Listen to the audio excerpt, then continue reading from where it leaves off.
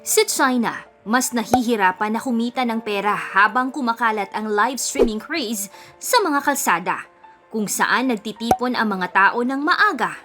Ang malupit na paglago ng live streaming sa China ay nagkaroon ng pansin mula sa buong mundo. Sa Changsha, probinsya ng Hunan, sa tabi ng ilog Shangjiang, alauna ng madaling araw, makikita mong isang kakaibang tanawin. Mga taong naglalaro na nagpapaluha ng kanilang sariling mga puwet gamit ang mga sapatos. Naglalaban ng buhok gamit ang toyo at nagrurulon sa lupa. Ang kakaibang palabas na ito ay naganap sa mga kalsada ng Changsha at hindi ito limitado doon.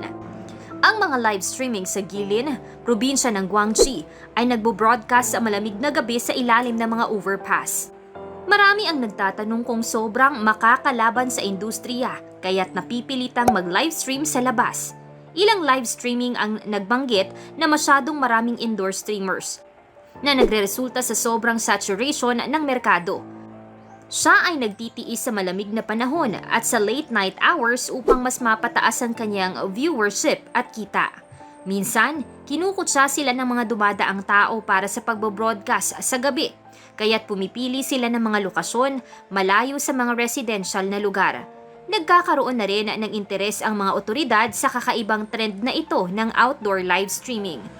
Noong Abril ng nakaraang taon, ang mga pulis sa trapiko ng City Police sa Guilin ay sumugpo sa mga aberya dulot ng outdoor live streamers, ngunit ito ay nagdulot pa ng mas maraming benepisyo. May mga live streamers na nakakuha ng higit sa 10,000 na mga taga-subaybay sa loob ng ilang oras. Kumikita ng higit sa 50,000 yuan sa isang gabi, kahit pa may crackdown. Sa panahong ito, ang outdoor live streaming, bagamat tila nakakakuha ng kita at may mababang entry barriers, pangunahing nakikinabang ang isang kakaunti lamang na mga visually appealing individuals.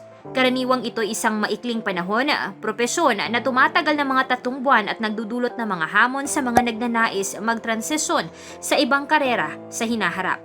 Ito itinuturing na isang senyales ng tumataas na unemployment sa China, na nagdadagdag pa ng mahigit na mga patakaran para sa pagkontrol ng pandemya at ang tensyon sa pagitan ng China at Estados Unidos na nagdulot sa pag-alis ng dayuhang puhunan mula sa bansa. Hinimok ng China National Development ang Reform Commission ang industriya na bigyang prioridad ang paggawa ng tao kaysa sa makinarya at umasa sa mga lokal na manggagawa na nagpapakita ng pag-aalala ng Communist Party tungkol sa pagkawala ng kabuhayan ng mga manggagawang bukid. Iniulat ng Radio Free Asia na matapos ang Lunar New Year, hindi naganap ang inaasahang pagbabalik sa trabaho. Maraming naghahanap ng trabaho, kabilang ang mga manggagawa sa pagmamigrate at mga profesional na may puting kwelyo, at naging sobra-sobrang manggagawa, nahihirapang makahanap ng trabaho, lalo na sa mga pag-aari ng estado. Ang masamang sitwasyon sa empleyo na ito ay nagdulot ng hindi bababa sa 7 sunod-sunod na pamamaslang sa loob ng 1 linggo noong kalagitnaan ng Pebrero, na nagpapahiwatig ng isang krisis sa grassroots level. Binibigyang diin ni Chen Hongtao, isang media figure na nakatuon sa mga isyu ng paggawa at mga leftist na pananaw, ang pangunahing hamon sa empleyo batay sa impormasyon mula sa kanyang network. Bagamat walang eksaktong statistical data na magagamit, itinuturing na ang mga opisyal ng Chinese Communist Party ay maaaring hindi sapat na nag-aaksaya ng pansin sa mga pangangailangan sa kabuhayan ng mga mahihina. Ayon sa datos sa employment ng National Bureau of Statistics of China noong Disyembre 2022, ang average na pambansang urban unemployment rate ay 5.6% at ang ikalawang quarter ay nag-ulat ng urban unemployment rate na 6.1%. Binatikos ang mga numerong ito. Noong 2004 pa, ini-estimate ng People's Daily, ang opisyal na media ng CCP, na may mga 40 milyong walang lupa na magsasaka sa bansa, na nadagdagan ng higit na 2 milyon taon-taon. Noong 2020, sinabi ng China Youth Daily na may 100 milyong walang lupa na magsasaka. Noong panahon ng lockdown dahil sa pandemya, hindi nagbigay ang gobyerno ng CCP ng mga basic na estadistika o tulong para sa mga nawalan ng trabaho. Hindi sinagot ang mga tanong ng mga dayuhang mamamahayag sa Ministry of Human Resources and Social Security ukol sa mga numerong ito. Nakatuon tayo sa usapin ng live streaming. Ang Northeast China ay naging isang mahalagang sentro para sa industriyang ito. Ang 3 probinsya sa Hilagang Silangan na may pinakamababang GDP ay may pinakamataas na konsentrasyon ng mga live streamers. Ang live streamer ay naging pangunahing nagpapalakas sa ekonomiya ng Northeast China. Noong 2016, isang ulat mula sa Tencent Technology ay nagpapakita na halos kalahati o higit pa ng mga nangungunang 20 live streamers ay mula sa Northeast China noong panahon ng mabilis na paglago ng industriya. Sa pagtatapos ng 2020, inuulat ng Kuaishou, isang katunggali ng TikTok na Chino na mahigit 46 milyon sa 108 milyong mga gumagamit nito sa Northeast China ay nakabase sa 3 probinsyang nasa Hilagang Silangan. Ang mga probinsyang ito ay nag-produce din ng ilan sa mga pinakamalapit na nilalang na content sa TikTok. Gayunpaman, hindi ito naging pinagmamalaki ng mga live streamers sa Northeast. Sa halip, ito ay nagpapakita ng adaptasyon ng mas batang henerasyon sa mga bagong paraan ng pamumuhay at kabuhayan sa harap ng kawalan ng trabaho, na kino-contrast sa Western na pagpili ng live streaming bilang personal na karera. Sa simula ng pamumuno ng Communist Party, ang Northeast ay nagbabahagi ng pinakamataas na konsentrasyon ng malalaking industrial at minahan. Hindi lamang nagbigay lakas ang kanilang malalaking industrial na base para sa paglago ng rehiyon, kundi suportado rin ito ang 11 iba pang probinsya sa buong bansa.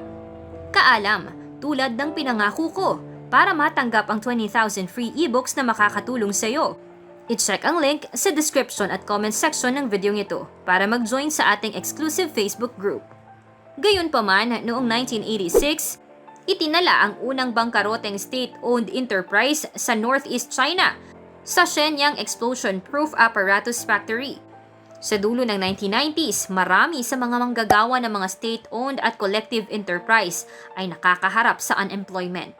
Ang mga magulang na walang trabaho ay naging isang karaniwang alaala para sa mga taga-Northeast na isinilang noong 1970s at 1980s. Naaalala ni Zhang Bowen, isang anchor mula sa Northeast, ang kanyang bayan, ang Fuxin sa Liaoning, na dating pinakamalaking open pit coal mine sa Asia na nagbibigay kabuhayan sa lungsod. Sinabi niya, noong maagang bahagi ng ika-21 siglo, nagsimulang magkaubusan ang mga mining resources at sumama ang kalagayan ng lokal na ekonomiya. Ang mas batang henerasyon ay lumipat sa mas malalaking lungsod dahil kinikilala bilang prestihiyoso ng kanilang mga magulang at kamag-anak ang mga trabaho sa civil service o pampublikong institusyon. Noong 2010, ang akumuladong net population outflow mula sa 3 probinsyang nasa Hilagang Silangan ay umabot sa 2.19 million. 5 beses na pag-akyat mula sa 404,000 net outflows noong 2000, kung saan ang 42.9% ay hindi agrikultural na populasyon. Ang limitadong mga oportunidad sa edukasyon ay nagpahirap sa mas batang henerasyon na maaga nang umalis sa paaralan na maghanap ng maayos na trabaho sa lokal. Ang mga unang live streamer sa Northeast China ay nagpapakita ng ganitong realidad. Madalas na may mababang edukasyon, mga trabahong mababa ang sahod, at sinubukan ng online na mundo ng di inaasahan. Halimbawa, ang streamer na MC Tianyu ay bumaba sa junior high school at una niyang inalok ang mga skewers na isang food stall, samantalang ang tagapagtatag ng isa pang popular na streaming platform ay nagtrabaho bilang mekaniko ng mga sasakyan. Ang CEO ng Wuhan Shifi Technology, isang dating live streamer mismo, ay may magandang alaala na ang tagumpay ng YY live streaming platform ay laging umiikot sa mga live streamers mula sa Northeast tulad ng MC Tianyu, dahil mas mataas ang kanilang kompetisyon kaysa sa mga mula sa ibang mga rehiyon. Sa panahon ng labis na paglaganap ng live streaming, maraming kabataan ang nagsisipagmadali patungo sa mga platform na ito. Ito ang mga live streamers mula sa Northeast at naglalagda ng malalim na marka sa industriya. Gayunpaman, para sa mas matatandang mga residente sa Northeast, ang pagiging live streamer ay hindi fundamental na nagkaiba mula sa pagsasagawa ng kalsada. Ito'y kulang sa respeto, glamour at job security. Si Zhang, na nagmula sa isang pamilya na may military background, ay napagdaraanan ang malalakas na pagtutol mula sa kanyang mga magulang nang pumili siyang maging live streamer. Mas kinukonsider pa nila ang pagtatrabaho sa isang pabrika ng Foxconn na isang mas decent na trabaho. Ang Sa mga rehiyon ng Northeast na may tumataas na kawalan ng trabaho at nagugutom na populasyon, ang live streaming ay nagiging isa sa mga iilang low barrier, high earning na pagpipilian sa karera para sa mga kabataan.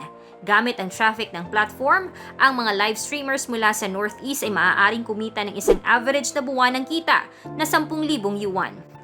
Ayon sa ulat ng Momo noong 2017, ang 3 probinsyang nasa Hilagang Silangan ay hindi lamang may mataas na profesional na pagkilala para sa mga live streamers, kundi may isang grupo ng mga individual na handang magbata ng mga hirap.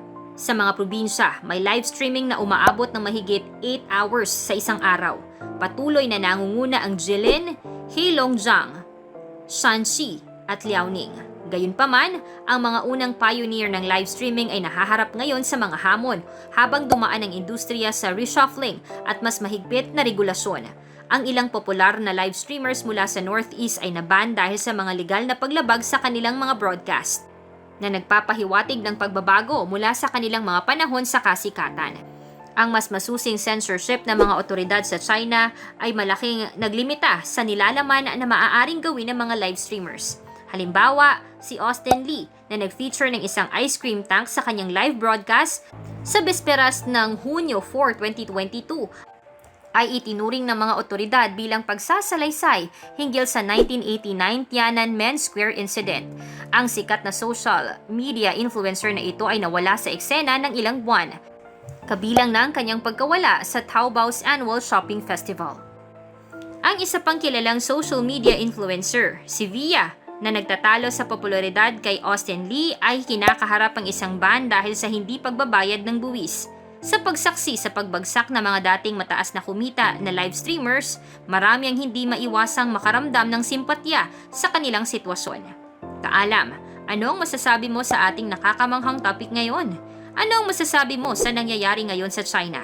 Aantayin ko ang sagot mo sa comment section. Huwag mong kalimutang i-like ang ating video at mag-subscribe ka na rin sa ating channel.